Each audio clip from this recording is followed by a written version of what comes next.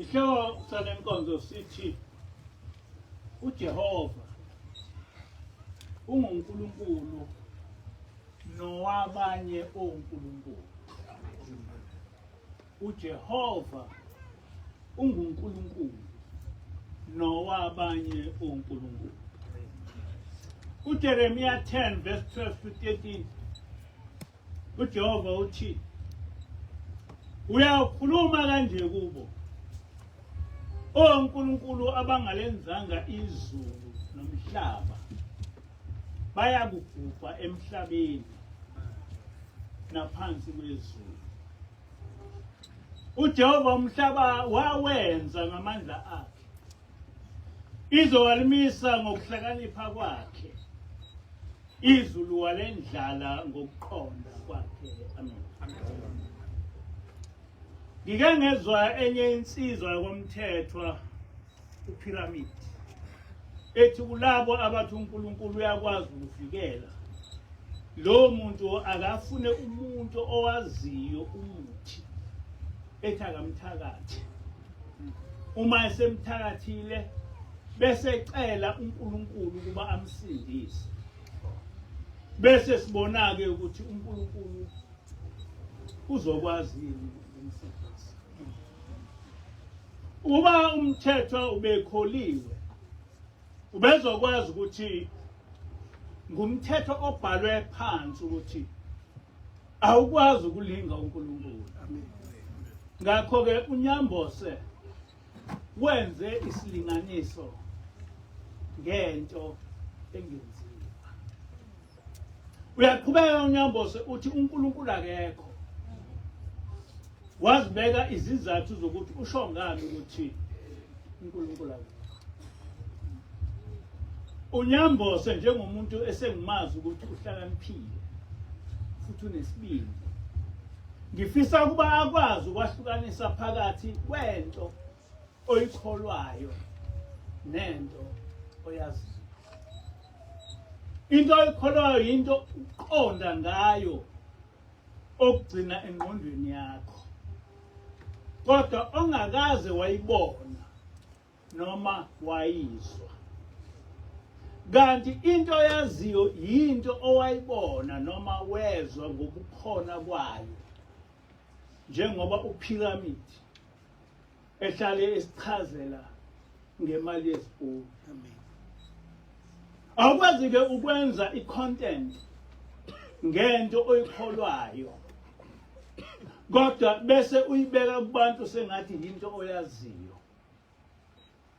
Angisiye umuntu who can be easily amused, kodwa lezi zindaba zikaphiramidi ngemali yesibhuku ngiyazithanda kakhulu futhi ziyazingihlekisa. Kodwa futhi ngiyazi ukuthi kunabantu abayaye bethi uphiramidi unamanga, ayikho lento osixoxelayo.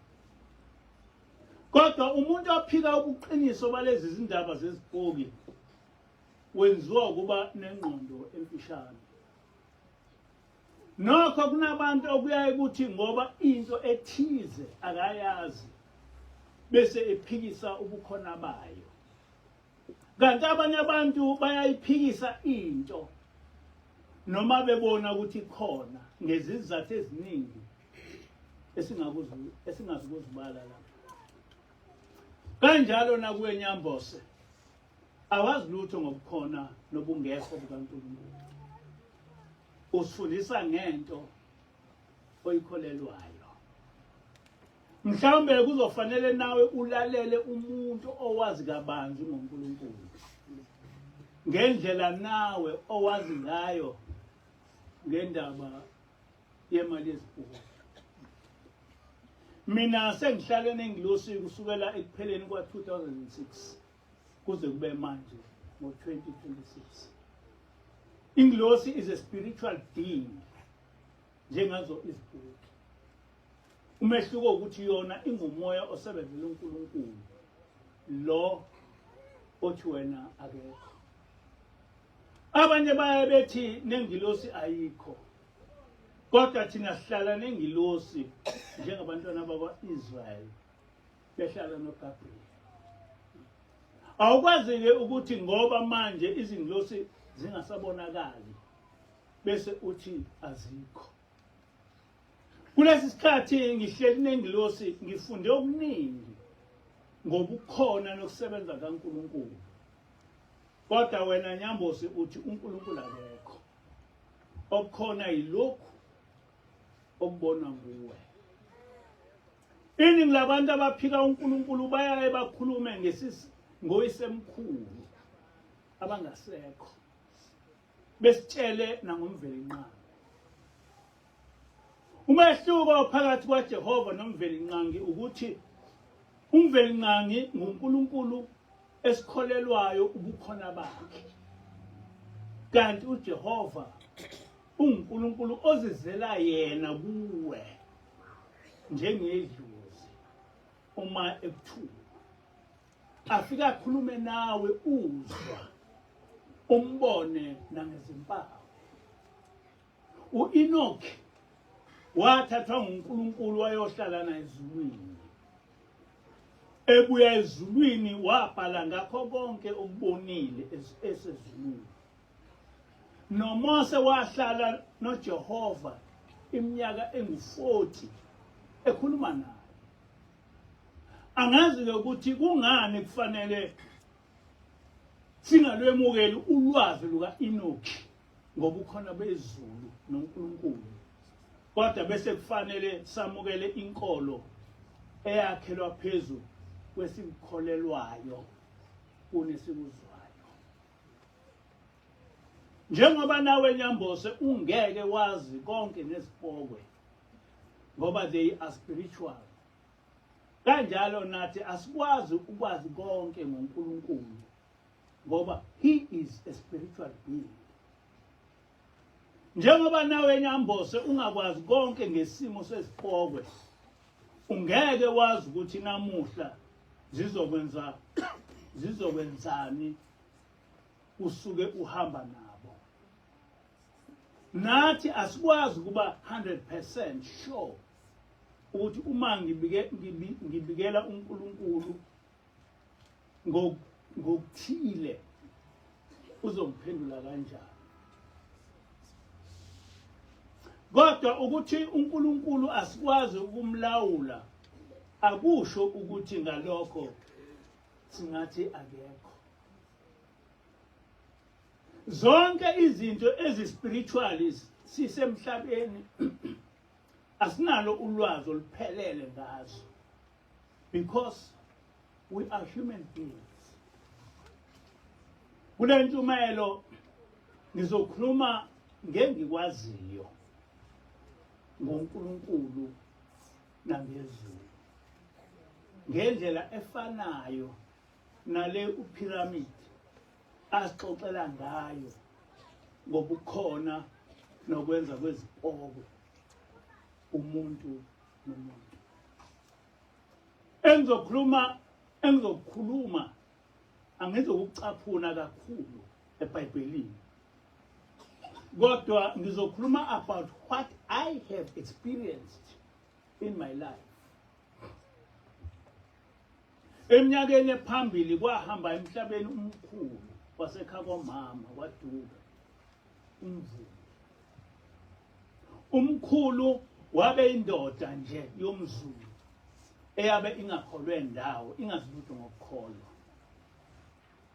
Kodwa ngelinye ilanga kwavele kwawa umakoti, kwasekukhuluma umuntu kuye ethi mina angisikho kufa, kodwa ngingumnumzana walapha ekhaya. Ezulwini ngifice umkami uMamnguni esesifubeni sikaShembe esho ubaba mkhulu.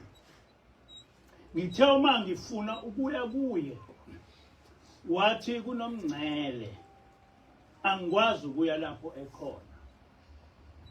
Ezulwini ngifike ngaboshwa nguShembe, wathi ngangihlukumeza abafazi bami. Ngicela nonke niyofuna lo mprofeti nikholwe kuye ngoba nguye yedwa engifice ezulwini. uma ningakwenzi lokho ngizonehlisela isifo esibi. Amen. Umkhulu akashongo ukuthi ezulwini ufice uNkulunkulu ongishembe, kodwa wathi ufice umprofeti ushembe. Ngalesi sikhathi ushembe ubaba mkhulu wayesaphila. Angeke ngazi ukuthi kwakwenzeka kanjani ukuthi umuntu eselapha emhlabeni bese umkhulu ethi umfice ezulwini. Kodwa emva kwalesi sigameko abasekhaya komama babuye bakhohlwa ile nkulumo yalo makoti. Kwathi sebekhohliwe bavele bahlaselwa isifo upokisi.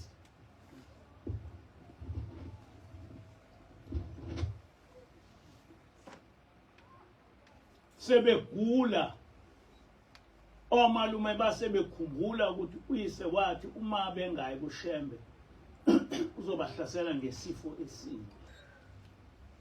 Basuka ongoye bayofuna ushembe owayeseJudiya.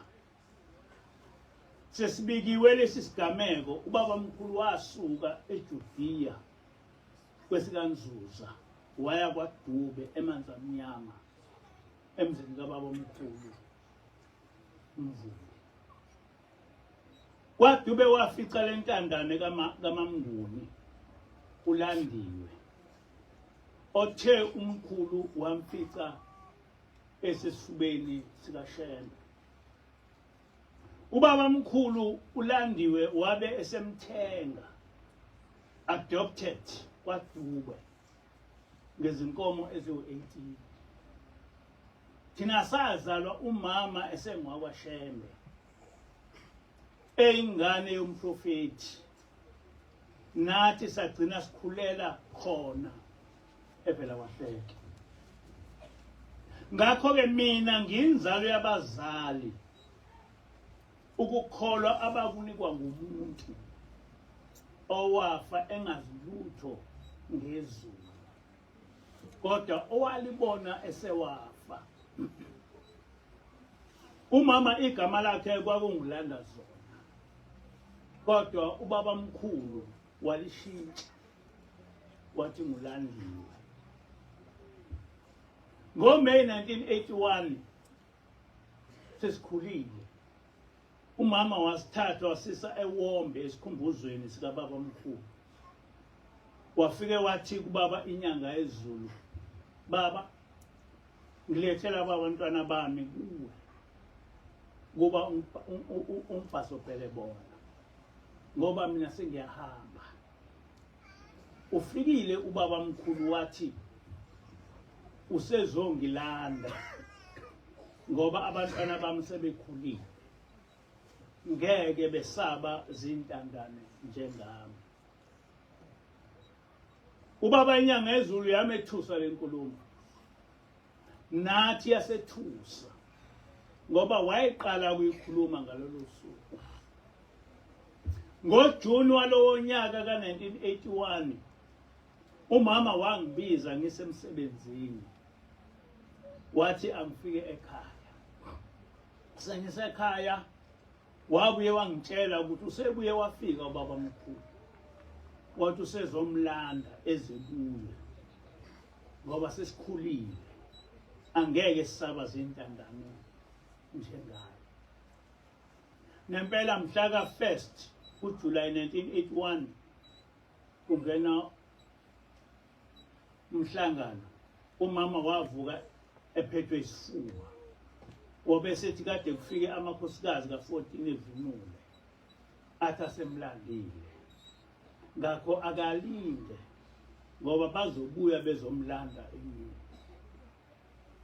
Umama wageza wabe esiyolinda izithunywa zasezulwini esendlini yakhe.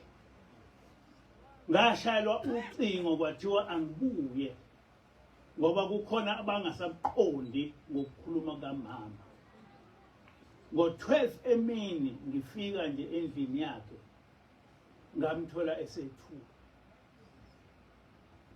Esesemakhazeni kwathi ngosuku lwesibili silindile sihleli singalele ngambona umama evela ngefastela lapho esasilinde khona ngaphuma ngaya kuye kanti sekuhamba umoya wami okusho ukuthi ngase ngilele ngamfica egcekeni wabe sengithatha ehamba nami wathi uyongibonisa lapho ubaba mkhulu ambeke khona sahamba naye ngahamba naye ngawufika evela bahleke kodwa kungeseyilo leli ivela bahleke elisemhlabeni sekusezulwini lo muzi wawumuhle isimangaliso safike sama ngaphandle wabe umama esethi nakho-ke lapha ubaba mkhulu engibeke khona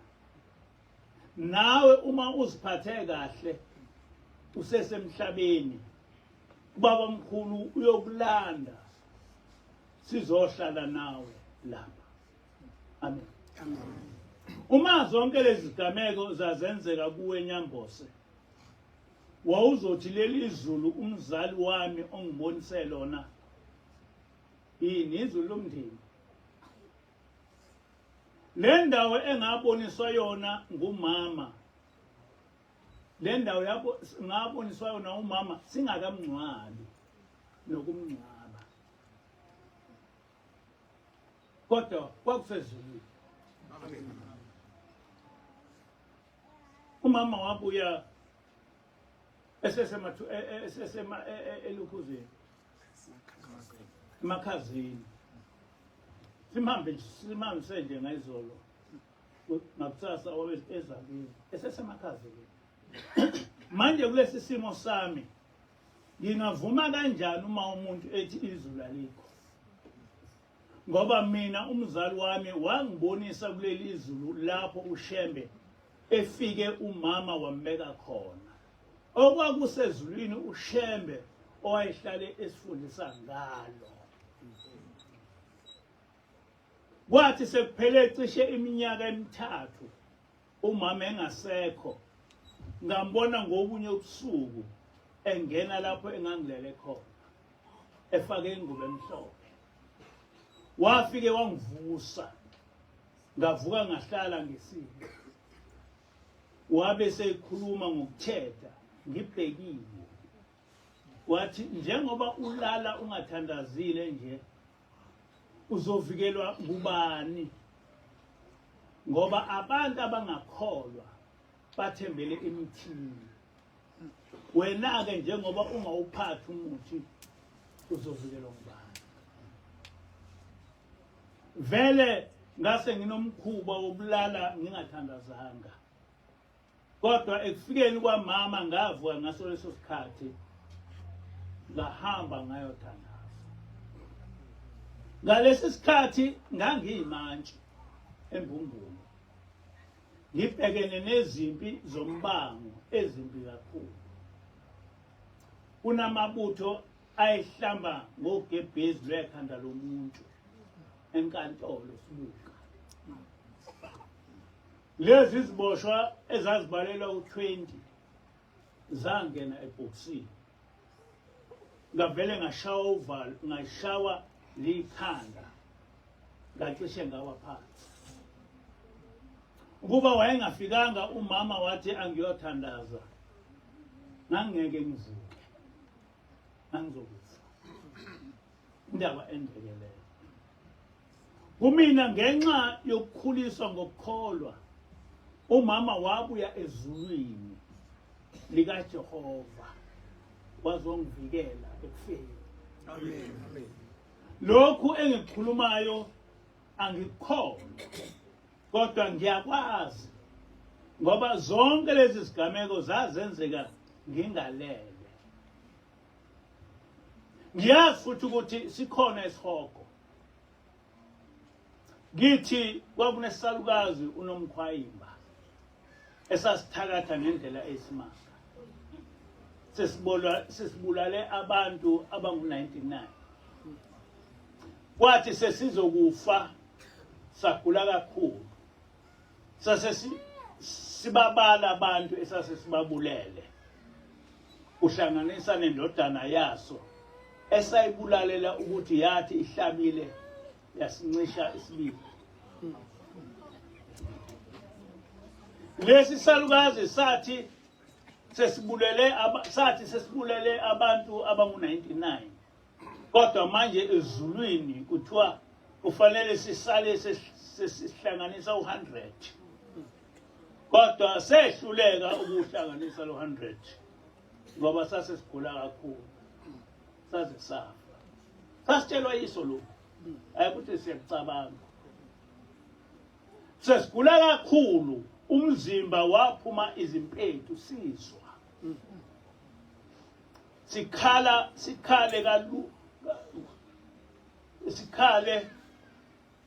sicele nokuthi sisale sesibulawa, kodwa singakwazi ukufa. Manje ke ngazibonela ngamehlo umuntu owazisholo yena ukuthi kade ethakatha evutha umlilo ephila, kodwa engafiki. Manje uma umuntu ebethakatha evutha umlilo esaphila, singaphika kanjani ukuthi ekufeni kwakhe uNkulunkulu umuse esihogweni? Njengoba sengichazile, thina sasesihlaleni engilosi kusukela ngo-2006, kodwa abanye abantu babesiphikise bethi ayikho lento esikhulumayo. Kodwa kuba isimanga ukuthi umuntu ongazilutho ngento omchazela yona wena uyazi bese uyakuphikisa ethu namanga, ngoba singeke nje simphikise uphiramidi kuzinto eyishoyo ngephupho. Ziningi izinto Nyambose ususivezele zona ngalezi zibuki, noma abanye lokho bekuphika, kodwa lokho okwaziyo uncane kakhulu ezintweni zomoya engizaziyo njengoba sihleli nengilosi. Ingilosi iyakuthatha ikusezulwini uselapha emhlabeni, ikuse nasendulo, ikubonise izinto ezenzeka kwenye indawo ungekho. Ya, ingilosi thina yake sibonisa ukuhlupheka kamama eyintandane waze wakhula kwaze kwafika ubaba mkhulu. Iveza kwi-screen. Sithi bonani ukuthi umama wakho wakhula kanjani. Ikhuluma ngento yasemandulo umama soze wahamba ngisho emhlabeni. Kodwa ingilosi ikwazi ukutshengisa into yasemandulo. Ikwazi ukutshengisa nokuthi ngenkathi uSathane ephuma ezulwini kwenzekani, nokuthi njengamanje kwenzekani ezulwini. Isitshele yonke le nto. Noma umuntu ukuphi, ungubani, nini, umanje eke wakhuluma ngami, ingilosi iyakuzwa ukukhuluma kwakho. Okunye ikwedlulise kithi, okunye ngokubona kwayo ingasho lutho. Ya, ingilosi iyasitshela yonke into eyenzekayo. Angeke ngithi yonke, kodwa iningi la iyasitshela. Noma abantu kade beshumayela ngathi emathempeleni akwaShembe, siyakwazi lokho. Sesikuze ngesitshela. Noma abantu lapha kade behleli nomkabe ebusuku bexoxa ngathi abala ingilosi ifike isitshela. Ngelinye ilanga ingilosi yakasitshela ukuthi ingonyama engasekho itheni ikhuluma ngathi. Yathi inkosi uzwelithini ikhulume kanje nathi. Siyakwazi lokho kodwa ayengitshela ukuthi kodwa ingilosi yasitshela. Thina sihlala nomuntu oyisimangaliso, isandla sakhe esiyikhompyutha, owazi yonke imibhalo yeBhayibheli nezihlabelelo zamaNazaretha, kodwa engaphethe lutho, engaphethe lutho. owazi ukuthi usathane waxoshwa kanjani ezulwini nokuthi njengamanje kwenzekani ezulwini. Ngeke ukuthi ngoba lezi zinto zingaphezulu kokwazi noma kokucabanga komuntu bese ethi azikho. Ukunika isibonelo sokuthi thina ekufeni kwethu sobonana nophezulu konke. Ebandleni lamaNazaretha kwakunenkosi ekholiwe kakhulu, inkosi uSimakade Mchunu. Le nkosi noma yabe isindala ebusuku ngomthandazo ka12 wawuthi usemthandazweni uyibone nayo isiguqe nawe. Nasesiguqweni sika4 ekseni wawuthi uguqile uyathandaza ibone nayo isiseduze kwakho ithandaza. Uthe le nkosi sizohamba emhlabeni kodwa mina ngingasekho ebuhleni. Ingilosi yasitshela konke ngale nkosi. Ingilosi yasivezela indlu esezulwini yale nkosi, indlu enhle isimanga. Yathi ingilosi le yindlu yenkosi uSimakade Mchunu ozothi uma edlula kulomhlaba afika ngene kuyo. Ithi ingilosi inkosi uSimakade Mchunu nasezulwini uzoqhubeka ebe inkosi. Ubukhosi bakhe abuzophelela lapha emhlabeni. Ingilosi yabe isisitshela ukuthi amanye amakhosi agcina emhlabeni ukuba ngamakhosi. Emva kwalokho ingabi into yalutho. Amanye ekufeni esiwe ekulahlweni. Ya. Ingilosi yasibonisa indlu kaSimakade Mchunu, inkosi uSimakade Mchunu ezulwini ilapha emhlabeni nathi siyilapha emhlabeni. Thina sazi inkosi uSimakade isaphila ukuthi uhambo lawo lwasezulwini lume kanjani nokuthi lobu bukhosi bayo kungoko baphakade. Khona-ke abathi uJehova akuye yedwa omkhulu ezulwini. Bakhona nabanye onkulunkulu abangangaye. Nalokhu ukukhuluma kusukela entweni umuntu oyikholwayo bese efundisa abantu ngezinkolelo zakhe ezisuswa umoya umubi nongamfuni uJehova. Lo moya bese umenza akhulume ngezinto ongazazi kube sengathi uyazazi. Kodwa mina engikhulumayo noma abantu bengakwazi kuyizigameko ezifanayo nalezi zezipokwe zikaPhiramidi. Ulwazi abasezulwini balinikeza lowo abafuna ukumnikela lona. Ngeke ngithi ma uNkulunkulu enginikeze ulwazi lokuthi ngazi indaba yasezulwini usuthi wena ngoba unikiwe usuthi izulu alikho.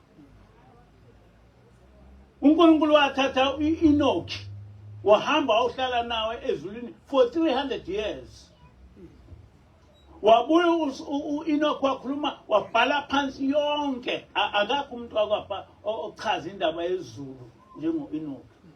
Manje naka abantu abathi uNkulunkulu akekho basho ukuthi uEnoch uqamba amanga.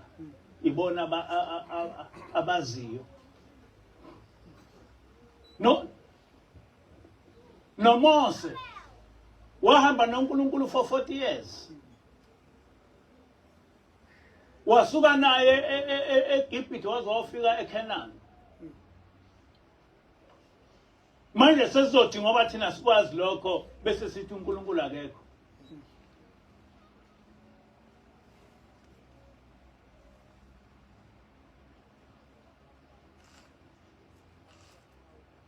Kodwa mina engikukhulumayo noma abantu bengakwazi kuyizigameko ezifanayo nezenzwa ezenzeka kuPhiramidi. Ulwazi abasezulwini bakhetha ukuba balinike lo balikhetha ukuba belinike mina. Bakhetha abasezulwini ukuthi belinike mina lolu lwazi. Noma kodwa nami angazi ukuthi kungani lezi zimanga zasezulwini zaletha ukuba zaziwe. Angazi. Anginalo ulwazi ukuthi kungani ukuthi ezulwini kwakhetha ukuthi ingilosi isuke ezulwini izohlala nami. But ukuthi ayenzeki kuwa ukwazi ukuthi kusuthi ayikho.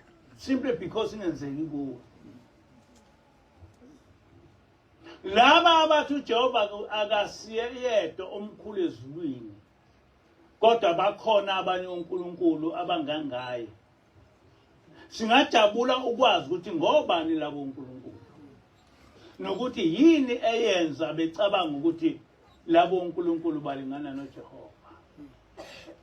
Njengoba sengishilo, asingakhulumi ngesikholwayo singathi siyakwazi. Asingaqhubi nge-false content. NgokweBhayibheli mina ngingabala izigameko eziningi ezibhalwe phansi kusukela kuGenesis kuze kufike kwiSambulo. Nezibonisayo ukuthi unguNkulunkulu wonkulunkulu. Amen. uJehova waphumela obala. Wathi nguye yedwa uNkulunkulu ngumdali wezulu nomhlaba nazo zonke izinto. Lokho uJehova akagcinanga ngokukhuluma kodwa wabonisa. Ubani omunye uNkulunkulu okhulumayo nowake wazichaza ukuthi ungumdali wezulu nomhlaba. Achaze nezinto ezibonisa ubukhulu bakhe nokuthi yini oyenzile ngaphandle kwaJehova. Kusukela kuGenesis uJehova wenza izimangaliso ezinkulu. Hayi kumuntu oyedwa kodwa ezizweni eziningi. uEnoch wamthatha waya naye ezulwini. Wambonisa sonke isimo sezulu. Wakubhala phansi konke uEnoch owakubona ezulwini. Akakho ngamphikisa. Ngoba njengophiramidi esixoxela ngendaba yezipoki, uEnoch ukhuluma owakuvezelwa uNkulunkulu. Amen. Ngesikhathi sikaNoah nesika Abraham, uJehova wawubhubhisa umhlaba. Walibhubhisa neBhabhiloni. Ungakhathaleki ukuthi labo bantu babe ngamakholwa noma cha. Ngesikhathi sikaMose uJehova wenza izimangaliso ezinkulu. Wamisa ulwandle. Abantwana baIsrayeli wabakhulula ngengalo enamandla ebuqelini baseGibhithe. Wahamba nabo iminyaka engu-40 ebapha amanzi. Eletha ukudla okuvela ezulwini ukuba kudle isizwe sonke. Abasebemhlubukile wavula umhlaba wabagqiba kuwo bephila. Ebonisa ukuthi nguyena ophethe izulu nomhlaba. Uma abantwana bakwaIsrayeli behlaselwa izitha, uJehova wayaye athume izingilosi ukuba zibalwele. Angazi ukuthi abantu bayazini ukuthi akakho uNkulunkulu onezulu nesihoko ngaphandle kwaJehova. Noma uyakholwa noma ukholwa, uyojeziswa nguJehova. Ngoba abanye uNkulunkulu abanalo izulu nesihoko. Ngoba nabo basalindele ukwahlulelwa. uNkulunkulu onobulungiswa nguJehova kuphela. Amen. Othi uma uziphethe kahle uyokwamulekiswa ungene ezulwini. Kodwa uma wenze okubi emhlabeni kwelizawo uyolashwa. Abanye uNkulunkulu abasifundisi lutho ukuthi uma umuntu ubethwala ngomkakhe noma ngezingane zakhe kumbe ngabazali bakhe kwelizayo ujeziswa kanjani. Abasitsheli lutho. Kulamazulu okuthiwa akhona asifundiswe lutho ngesijeziso sababi ngoba vele ububi obuningi busukela emsebenzini yabo emibi, nabo basahlalelwe ukwehluleka. Yikho bengakhulumi lutho nje ngokwehlulela ngoba nabo basazohlulela. uJehova kuphela ukhuluma ngokuthi umuntu ohlelelwa kanjani. uJehova kuphela ukhuluma ngobulungiswa. Yikho kuwo wonke amazulu kuhlanganisa nezulu lomndeni singachazelwa lutho ngokuthi ababi bajeziswa kanjani. Basitshela ukuthi asiyeke uNkulunkulu onomhawu, uNkulunkulu onobulungiswa, omjezisayo owenza okubi komuzi. Bonke abenza okubi beselapha emhlabeni kwelizayo baya esigodini sosizi. Akukhathaleki ukuthi uyakholwa noma awukholwa, kumdali wezulu nomhlaba. Akukhathalekile. Ngeke ukuthi hayi mina ngeke ngoba bengingakholwa ngeke ngiye esihogweni. Uma ubulala umuntu nje ubulawa uyesihogweni, uthathwa uNkulunkulu usesihogweni. Kodwa lesi sihogo laba abanye uNkulunkulu bathi asikho. Ngoba vele asikho kubo ngoba nabo basalindele ukwehlulela. Kodwa they don't tell us that. Bonke abathakathi abathwala ngabantu, ama-cultist, izulu labo isihogo, bazobhujiswa ngumlilo njengonomkhwayiba. Manje uma kuvela umuntu ongitshela ukuthi uNkulunkulu izulu nesihogo asikho, uthi angilahle engikwaziyo bese ngilandela okukholwa nguye, kodwa onganasekelo esiqondile. Akusiwo umqondo ocacile ukuthi ungafike ucebe ngokuthwala ngabantu noma ngumfazi wakho noma ngezingane zakho kumbe ngabazali bakho bese kwelizayo ungasitholi isijeziso esifaneleyo. Because labo uNkulunkulu okhuluma ngaba basitshela lutho ngokuthi umuntu obemubi lapho uJesu kanjani. Basitshela lutho ngalokho. Ileli izulu lakithi kuphela elinobulungiswa. Uma owenza okubi ejeziswa emhlabeni, kungenzeka kanjani ukuthi uma umoya ungafi bese kuphileni kwakho kwelizayo ungasitholi isijeziso. Uma sikhona isijeziso kosefile, abanye uNkulunkulu abasitshele phela ukuthi leso sijeziso sezoni sihamba kanjani. Inkosi usize. Amen.